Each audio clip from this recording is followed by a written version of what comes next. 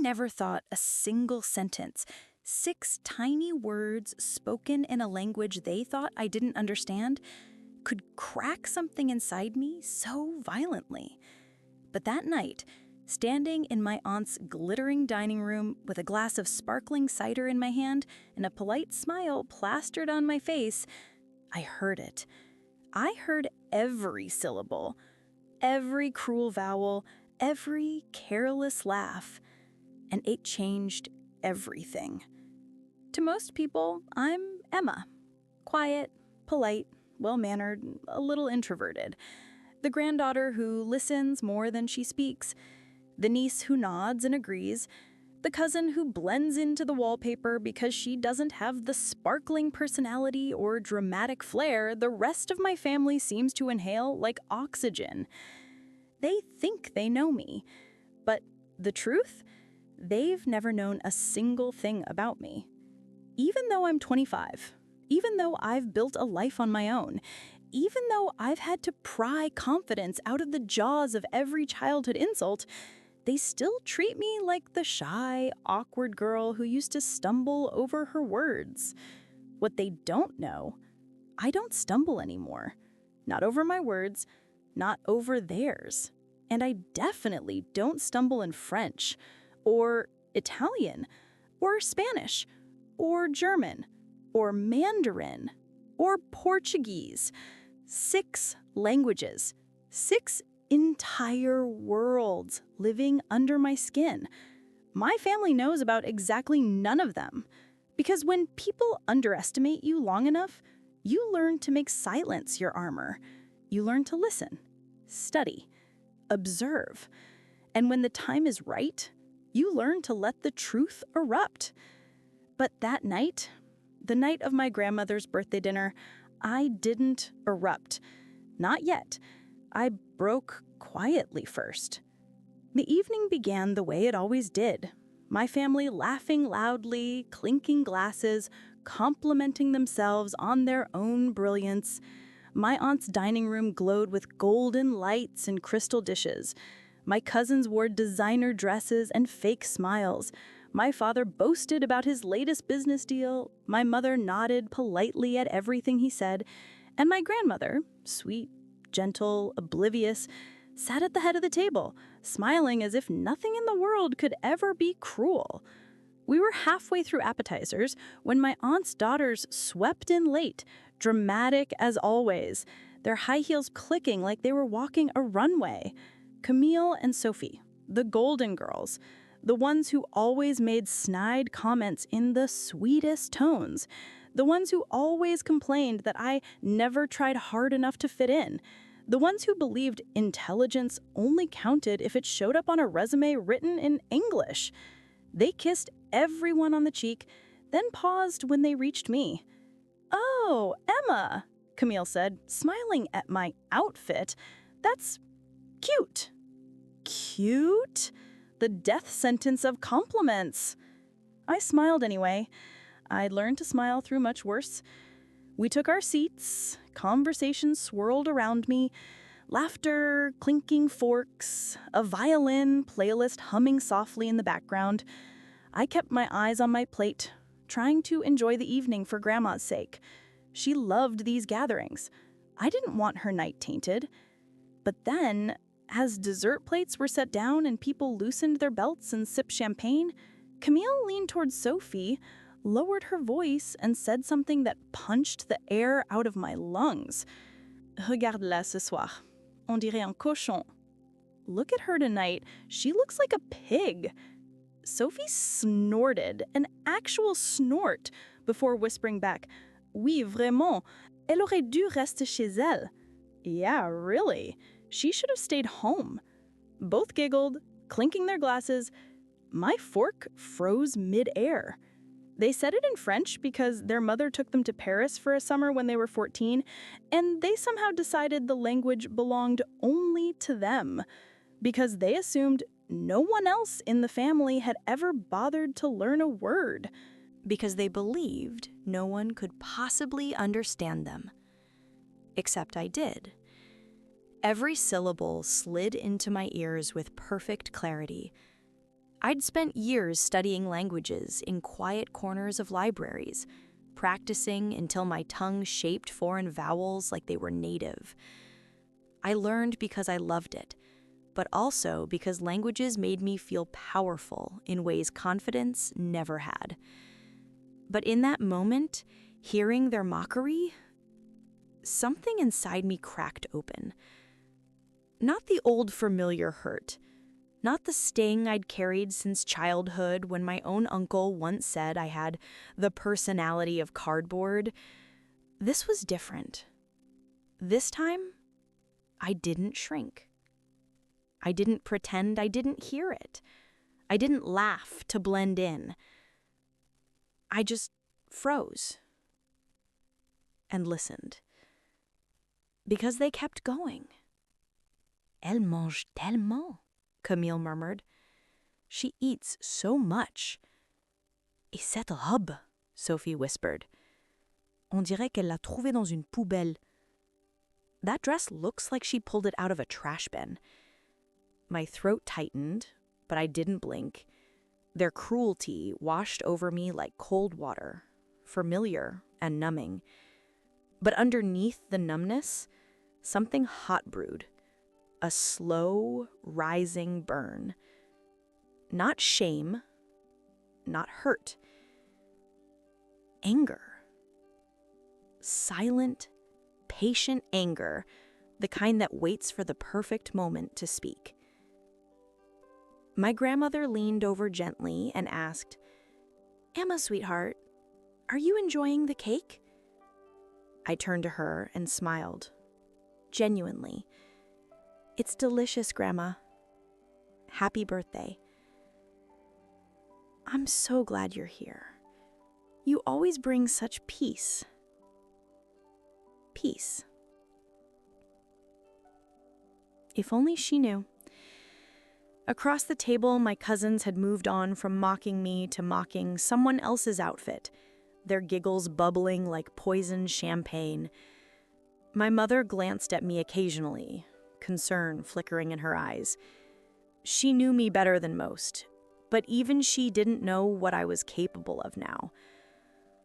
I breathed slowly and counted my heartbeats, because I wasn't going to let it slide this time. For 25 years, I'd swallowed their words, I'd endured their smirks, their whispers, their assumptions that I was the dull one, the plain one, the girl who never quite glowed enough to matter. Tonight, they called me a pig. Tonight, they laughed at me in a language they thought was safe. Tonight, they slipped, and they didn't even know it. They had no idea the storm they had just woken. And the truth? I didn't plan the moment that came next. It rose in me like instinct, sharp, precise, unstoppable. Because when dessert was nearly over, when glasses were refilled and my cousins were laughing about some influencer they've hated, my aunt called out happily, "Does anyone want coffee? I can make a fresh pot." And that was the moment. I finally stood, smoothed my dress, and opened my mouth. In perfect, graceful French. Their forks froze, their eyes widened, and the room went dead, silent. What I said? When I finally spoke, the sound of my voice cut through the dining room so sharply, it felt like glass shattering.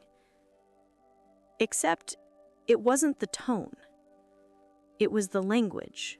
J'aimerais du café, s'il te plaît. I would like some coffee, please. Perfect accent, perfect cadence, perfect Parisian softness at the edges. Camille's jaw dropped so fast I heard the faint click of her teeth. Sophie froze with her spoon halfway to her mouth, caramel drizzle trembling at the edge. Silence spread across the table like spilled ink. My aunt turned toward me, blinking. "Sweetheart, since when do you speak French?" The cousins stared at me with identical horror, the kind of horror people get when they realized the secret thing they said behind someone's back wasn't a secret at all. I could have let them sweat. I could have smiled innocently and pretended I only knew enough to order coffee. But cruelty deserved clarity, and for the first time in my entire life, I wasn't afraid of being too much, too emotional, too angry, too anything. I was done being quiet. So I met my cousin's eyes, one at a time, and said softly, still in French, "Depuis des années, je comprends tout ce que vous dites." For years, I understand everything you say. Camille's lips parted, but no sound came out. Sophie froze with her spoon halfway to her mouth, caramel drizzle trembling at the edge. Sophie turned pale. "We were just joking."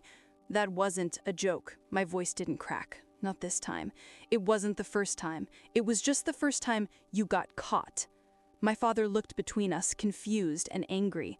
"Is this true?" Neither cousin spoke. Silence is an admission all by itself. I took a slow breath, feeling that old trembling girl inside me finally dissolve. "Do you know what the funny part is?" I said quietly. "I didn't even want to call you out. I didn't come here to start anything. I came here to celebrate Grandma." My grandmother looked up at me, eyes glassy with emotion. "And I tried. I really did. I tried to ignore you like I always do. But calling me a pig? Saying I should have stayed home? Saying my dress came out of a trash bin?" The cousins flinched at their own words thrown back at them. My voice sharpened ever so slightly. "I'm done pretending I don't hear you. I'm done shrinking so you can feel taller. I'm done letting you humiliate me while smiling like it doesn't hurt." My father muttered something under his breath, something like, "Unbelievable," but it wasn't directed at me, it was directed at them. "Camille," he said sharply, "is this how you speak to family?" She opened her mouth, closed it, opened it again. I didn't think she'd understand," my aunt snapped. "And that makes it better?" I didn't move, didn't break eye contact with my cousins. "You know," I continued softly, "I used to wish I could be like you two, confident, stylish, loud, loved. But now, I don't want to be anything you are." Sophie's breath hitched. "Because confidence shouldn't come from tearing someone else apart." My grandmother reached out her hand, and I took it. Her grip was warm, trembling.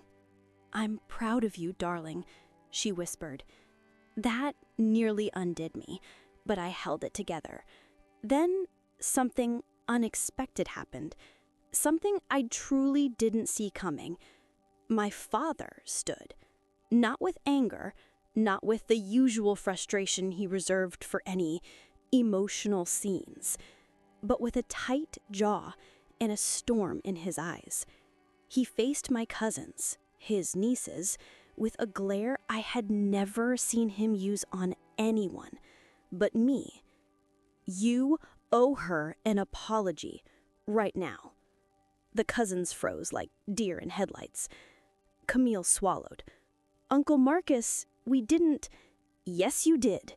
And you thought she was too stupid to understand you, but she isn't stupid.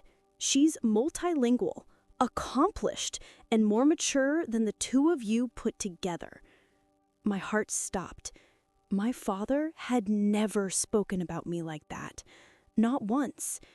He turned to me then, and for a second, his expression changed, softened into something almost fragile. He said, "I didn't know. Emma, I didn't know you could do all that." A tiny crack formed in the wall between us. But before I could respond, my cousins began their pathetic attempt at apologizing. "Emma, we're sorry. We didn't mean—" "Yes, you did. You meant it. And that's okay. You've shown me exactly who you are. I didn't need revenge. I didn't need to humiliate them. I didn't need to scream or cry. I just needed to speak. And finally, I had." The room remained thick with shock and shifting emotions. Faces flushed, eyes darted. My aunt looked horrified, my uncle ashamed, my mother proud, my grandmother heartbroken but relieved. And for the first time in 25 years, I didn't feel small in that room.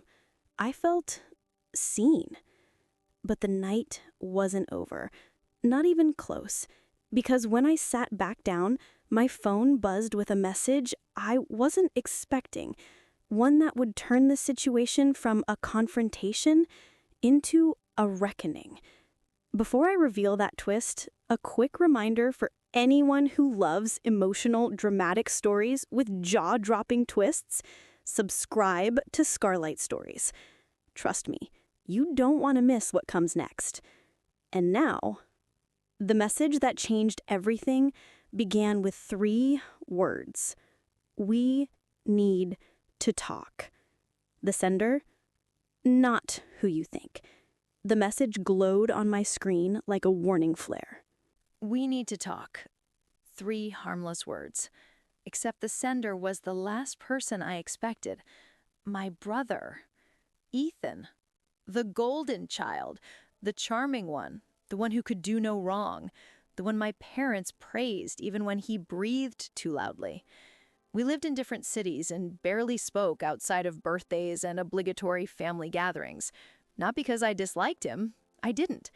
I just always felt like a shadow next to him, like my parents only knew how to brag about one of their children, and it wasn't me. He had never, not once, reached out to me during family drama. He stayed neutral, distant, comfortably above it. So why now? Why tonight? I stared at his message, the edges of the screen blurring slightly. My pulse hammered in my ear as my cousins whispered with their mother, my father muttered angrily to mine, and Grandma coughed softly, as if the air had suddenly thickened. I typed back, "What's going on?" His response came instantly, "Not here, back patio." I swallowed hard. My grandmother, ever perceptive, squeezed my hand. "Go ahead, darling. You look like you need some air." I nodded, grateful she didn't ask questions. As I stepped away from the table, every conversation dipped by a fraction. Eyes flicked toward me. I felt the weight of it, their unease, their guilt, their curiosity. For once, I wasn't invisibly blending into furniture. I was the center of gravity. The sliding glass door clicked softly behind me as I stepped onto the patio. The night was cold enough to sting. A small string of fairy lights glowed above, flickering like fireflies. The grass smelled damp and fresh. The faint hum of traffic whispered in the distance. And there, leaning against the railing, hands shoved into his pockets, was Ethan. He looked uneasy. Not smug, not amused, not detached. Uneasy. When he saw me, he straightened. His jaw flexed. He rubbed his palms against his jeans like he was working up courage. "What's going on?" I asked quietly. He took a breath. And another. And another. Finally, he exhaled. "I need to apologize." I blinked. "For what? You weren't the one who said anything." "That doesn't matter." He ran a hand through his hair. "I've watched them pick at you your entire life. All of them. Cousins, aunts, relatives, even mom sometimes. Dad too. And I never said anything. I should have." My throat tightened. This wasn't the twist I expected. He didn't protect me. He let them treat me like I was smaller. I wasn't small. I just wasn't loud. He flinched, like that hit him somewhere deep. "Still," he said quietly, "I should have had your back." He'd never spoken like this, not with honesty, not with vulnerability. I didn't speak. I let him talk. "You know, when you spoke French in there, and not just spoke it, but used it like you were born in Paris, I realized I've been living with a stranger." A shadow passed through his expression. "How long?" he asked. "How long have you been able to do that?" I leaned against the opposite railing, the cold metal biting my skin. "Years. Since college." And no one knew? No one ever asked. Silence stretched between us, thick as wool. Then he said something that made my chest ache. You didn't tell us because you didn't think we'd care. I didn't answer. I didn't have to. The truth was too obvious. Ethan lowered his head. God, Emma, I'm sorry. I swallowed the knot in my throat. Why now? Why today? He hesitated. Then he looked up at me, eyes tight with something I couldn't read. Because you're not the only one they talk about. A beat. They talk about me, too. That stunned me. My family adored him, anointed him, built entire dinner conversations around his accomplishments. What do you mean? I asked. He turned away, exhaling smoke, even though he wasn't smoking, the kind of breath someone uses to relieve pressure. They don't see me, he said quietly. Not really. They see the version they want, the one who always succeeds, always smiles, always does everything right. He laughed bitterly. The perfect son. I took a step closer. I didn't know you felt that way. That's the problem, he whispered. No one does. The patio felt too small for both our ghosts. He continued, voice softer now. You know why I'm really here tonight? Why I drove 3 hours when I could have just sent flowers? I shook my head. He looked at the sliding door, toward the dining room where our family sat inside, unaware that their children were finally breaking open on the patio. I came to tell Mom and Dad I'm quitting my job. My eyes widened. His job was his pride, or at least what our parents were proud of, prestigious, high-paying, competitive. They'll freak out, I whispered. He nodded. I know, they might not talk to me for a while, maybe ever again. But I can't keep doing something that's killing me. You shouldn't, I said softly. Life's too short to live someone else's version of you. He smiled faintly, the first real smile of the night. That's exactly what I thought when you stood up to the cousins. I realized you found something I'm still looking for. Courage, I joked gently. No, he said, shaking his head. Your voice. I felt warmth spread through me, not triumph, not pride, something gentler, belonging. But the moment didn't last, because his face changed, tightened, as if remembering something. Emra, he hesitated, and worry crawled up my spine. What is it? He stepped closer, lowering his voice to a whisper. You weren't the only reason Camille and Sophie were talking about you tonight. My stomach dropped. What do you mean? He looked toward the house again, checking if anyone was listening. Then he turned back to me. They've been going through Grandma's things, secretly, without permission. My blood ran cold. Why? I whispered. He exhaled. Because they found something. What? A letter. A chill crept up my arms. What kind of letter? His voice dropped lower. A letter Grandma wrote, addressed to you. My heartbeat stopped. Why would they hide something like that? I breathed. He stepped even closer, urgency in his eyes, because whatever's in that letter scared them a lot. The night air thickened around us. My lungs felt tight. They were whispering at the coat closet earlier, arguing. Camille said, if she finds out, we're screwed. Sophie said, we should burn it. My pulse thundered. Burn it? Burn what? What's in the letter? I asked. I don't know. They hid it before I could see. But whatever it is, it has something to do with you and with Grandma. I steadied myself against the railing. This wasn't just petty cruelty anymore. This was something bigger, darker, deliberate. My mind raced back to the dining table. Camille's sharp glances, Sophie's tension, their mother's forced small talk. They weren't just being cruel, they were covering something up. A secret involving me and my grandmother. Why didn't you tell me sooner? I whispered. I didn't know how, but after what happened at the table, I realized they can't bully you into silence anymore. They can't hide it from you." His voice hardened. "You deserve the truth." Yes, I did. More than ever. My breath formed a trembling cloud in the cold air as everything inside me began shifting, a slow but undeniable turning of the ground beneath my feet. "What do we do?" I asked.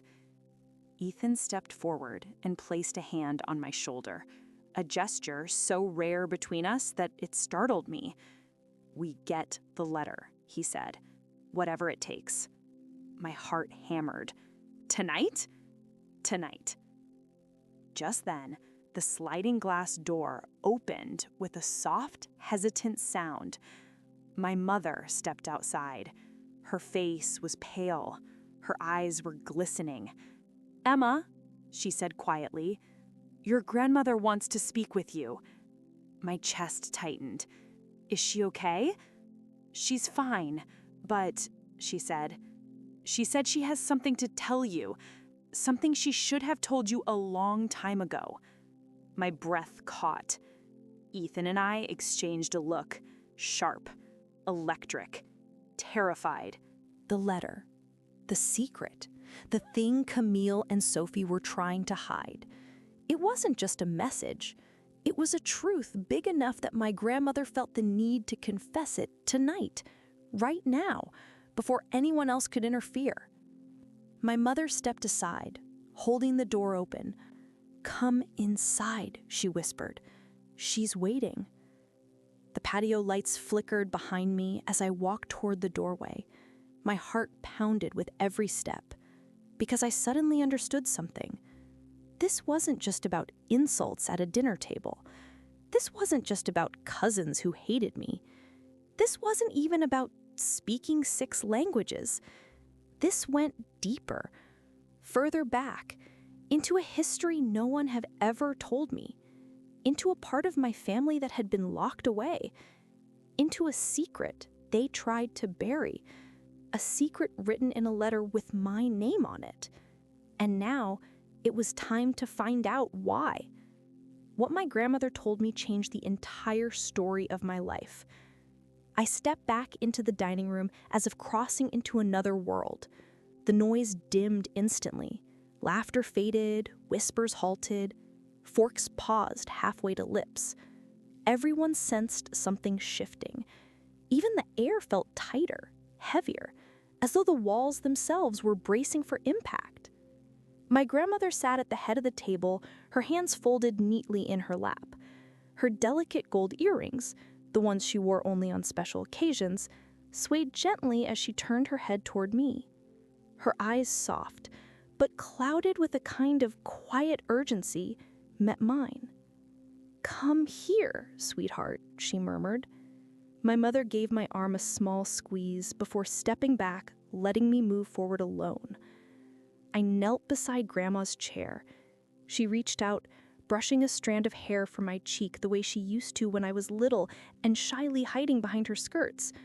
Her touch was warm, but trembling, the kind of trembling that comes not from cold, but from the weight of something too long carried. "You've grown so strong," she whispered.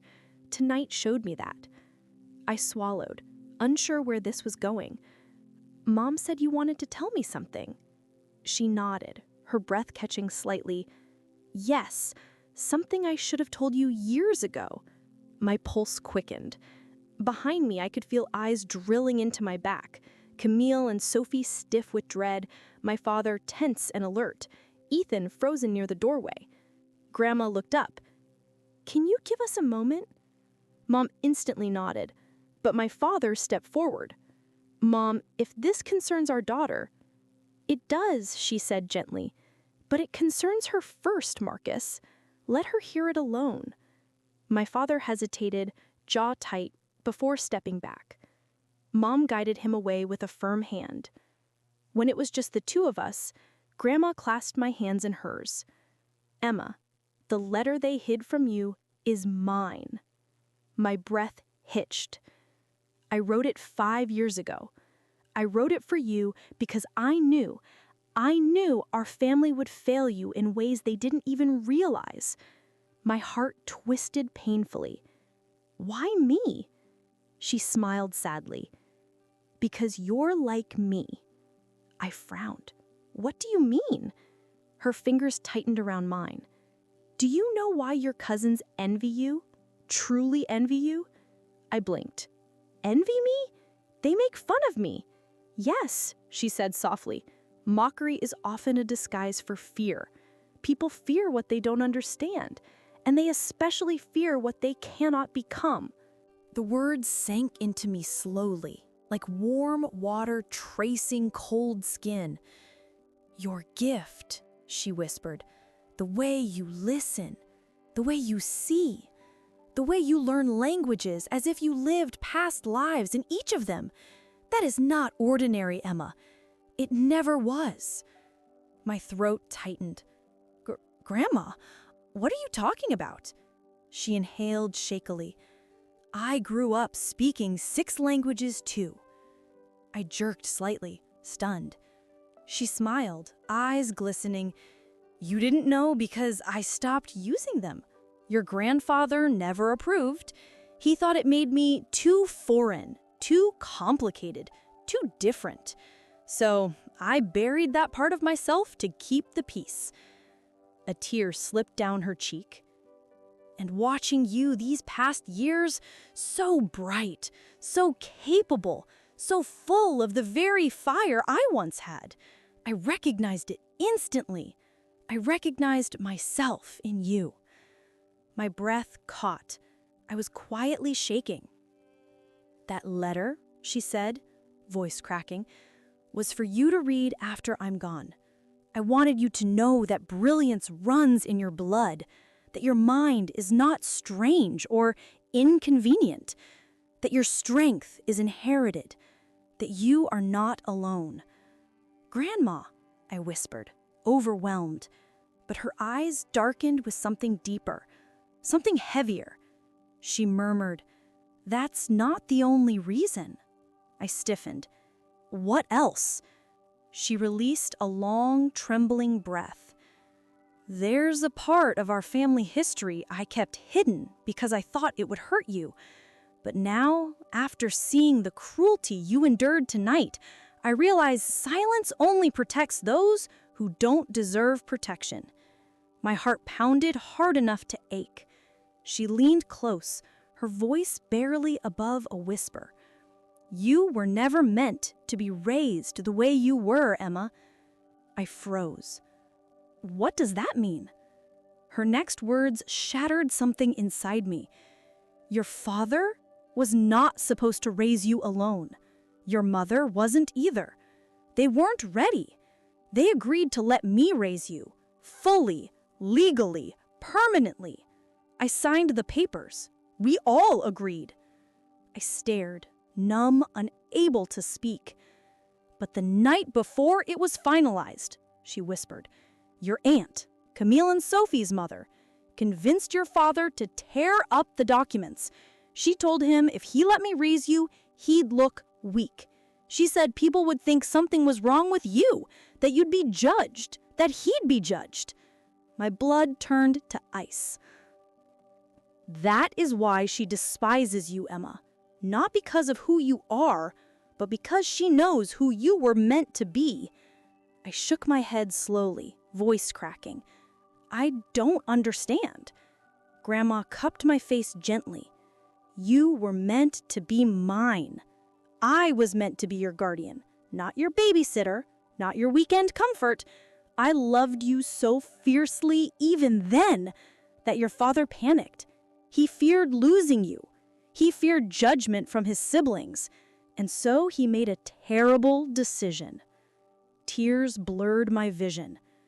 And your aunt, she whispered, made sure you grew up never knowing how deeply wanted you truly were. I covered my mouth, trying not to break. She mocked you, Grandma said, voice trembling, to justify what she did. She made her daughters mock you. She made them believe you were lesser so she wouldn't feel guilty. Cruelty keeps guilt quiet. My entire world felt like it tilted. "And the letter?" I whispered. Her eyes softened. "In the letter, I wrote everything. The truth, the documents, the fight, the promises, the love. I explained why you always felt like you didn't belong in their world, because you weren't meant to belong to them. You were meant to belong to me." I leaned forward, resting my forehead against her trembling hands. I felt her heartbeat beneath her skin. She whispered into my hair, You were never the outsider, Emma. You were stolen from the life that would have cherished you.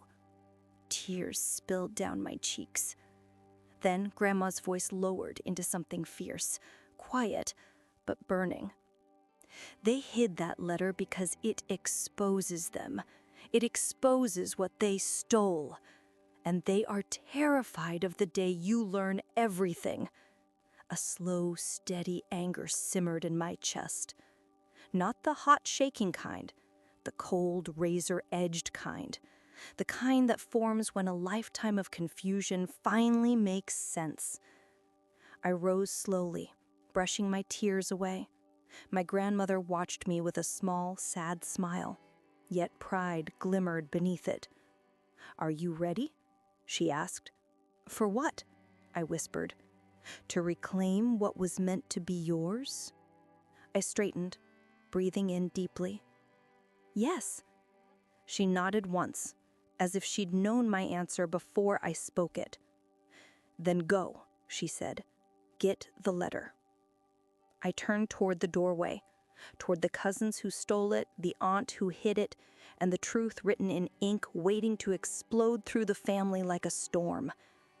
My steps were quiet, measured, certain, because for the first time in my life, I knew exactly who I was.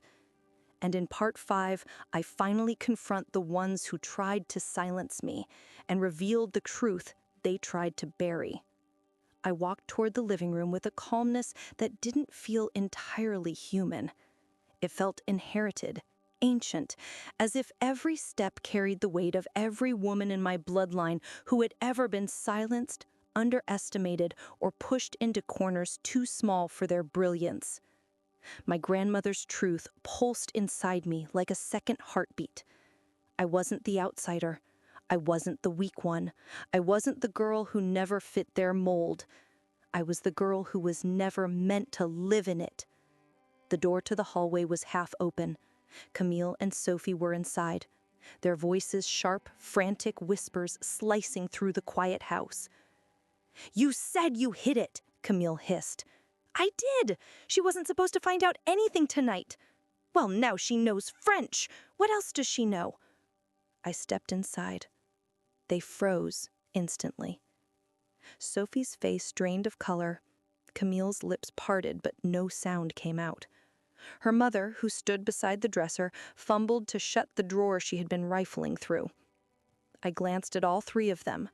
The women who had spent years belittling me, mocking me, reducing my existence to an afterthought. That era ended. I said softly, "Give me the letter." No shouting, no anger, no shaking, just a command. Her mother swallowed. "Emma, there's been a misunderstanding." "There's no misunderstanding," I replied, stepping closer. "You stole something that belongs to me." "I didn't steal anything," she snapped, desperation leaking through her voice. "I was trying to protect you." "By hiding the truth about my life? Or by hiding the fact that you manipulated my father into keeping me from Grandma?" Her face twisted. "You don't know what you are talking about." "I know everything."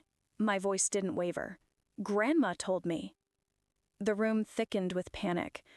Sophie looked at her mother. "Mom, is that true?" Her mother shot her a venomous look. "Be quiet, Sophie." But the girl didn't look quiet anymore. She looked confused, betrayed, frightened. I took one more step. "Where is the letter?" Camille lifted her chin.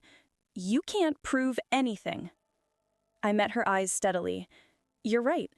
I can't prove what you said at dinner, or what you've whispered about me for years, but I can prove you stole my letter. How? Camille challenged. I smiled, not kindly, because you just confirmed you took it. She went dead still. I continued, if the letter didn't exist, or if you didn't steal it, you wouldn't have reacted. You wouldn't be panicking. You wouldn't be whispering about it in closets and hallways. Her mother stepped forward, voice low and dangerous. You listen to me. No, I said, cutting her off. You've had 25 years to talk. It's my turn. She blinked, stunned. I walked toward the dresser she had been searching through. It's in here, isn't it? No, don't touch that, she burst out, which, of course, meant yes. I pulled the drawer open. Beneath designer scarves and a perfume bottle lay a simple white envelope. My name was written on it in my grandmother's delicate handwriting. My breath caught in my throat. For a moment, the room tilted, the edges of my vision swimming, not with fear, but with the overwhelming weight of recognition. This was mine. This truth belonged to me. I reached for it. Her mother lunged forward, grabbing my wrist. You have no right to... I turned to her slowly. Don't, I said, softly, but there was something in my voice, something cold, sharp, and final, that made her hand drop instantly. Camille and Sophie stood rigid in silence. I took the envelope and held it to my chest for a moment, feeling the paper warm against my skin. This was everything they tried to bury. I walked out of the room without another word. They didn't follow. When I entered the dining room again, everyone fell silent. My parents looked up. Ethan stood straighter. Grandma's eyes softened with relief. I sat beside her and opened the envelope. Inside were 5 handwritten pages. My grandmother's voice came alive between the lines, tender, fierce, wise. She spoke of me as if she had been her greatest joy. She wrote about the battles she fought silently, the ones she lost, the ones she regretted losing. She wrote about how deeply she loved me. She wrote about what was taken. And she wrote something else, something none of us expected. I have left you my journals, all of them. They are written in French, Italian, and German, languages I knew my children would never bother to learn. They detail what truly happened in this family, how I was treated, what was taken from you, and what should have been yours from the start. My father's face drained of color. My aunt's face hardened into stone. Grandma's voice broke. I wanted you to have the whole story, sweetheart, not the version your relatives filtered to protect their image. I looked up slowly. Where are the journals? I asked. Grandma pointed to the small cedar chest beside the fireplace. The same chest she had always kept locked. The one she told everyone was filled with old papers. My father stepped forward. Mom, what is all this? Grandma's gaze sharpened, steel beneath softness. It's the truth, Marcus. The truth you let slip between your fingers when you listened to your sister instead of your own heart. You know very well you agreed to let me raise Emma. You know why you panicked. My father looked away. Everyone else waited, stunned. Then Grandma said something that made the air crackle. Emma, you were meant to inherit everything.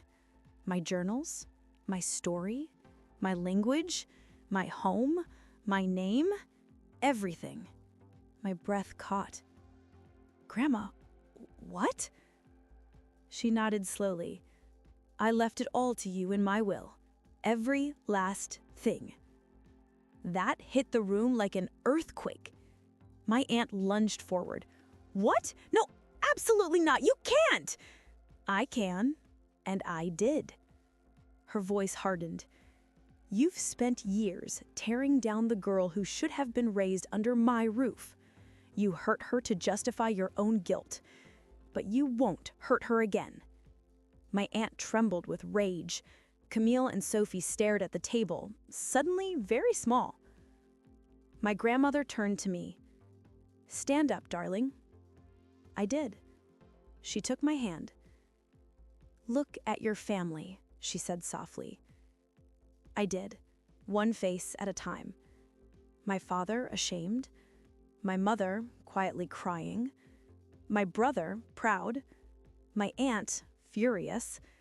My cousins, stunned. My grandmother, glowing with love. "Now tell them," she whispered, "what you want to say." I felt my heart swell, not with anger, but with certainty. I'm not your punching bag. I'm not your quiet shadow. I'm not your last choice or your afterthought. My voice grew steadier. I am done being small to make you all feel bigger. My aunt scoffed. "Oh, please." "Don't interrupt her," my father said sharply. I continued. "You mocked me for speaking differently, thinking differently, learning differently, but everything you mocked was the part of me that belonged to her." I squeezed Grandma's hand. "And I'm done apologizing for any of it." My grandmother smiled, eyes glistening. I wasn't shaking. I wasn't hiding. I was standing in the place that was meant to be mine. Finally. Then I said the words that ended everything. I'm taking the journals, I'm taking the letter, and I'm taking back my life. If anyone has a problem with that, that is your burden to carry, not mine. Silence. A full minute of it. Then Ethan stepped beside me. "I'm with her." My mother stood too. "So am I." My father hesitated, then rose. "I am too." My aunt and her daughters stayed seated, mouths tight, eyes burning. But it didn't matter. They had already lost. I turned to Grandma. "Can we go through them together?" I whispered.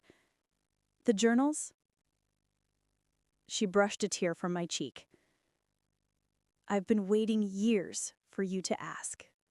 So that night, while the rest of the house simmered with chaos and collapsing lies, Grandma and I sat on the carpet beside the cedar chest.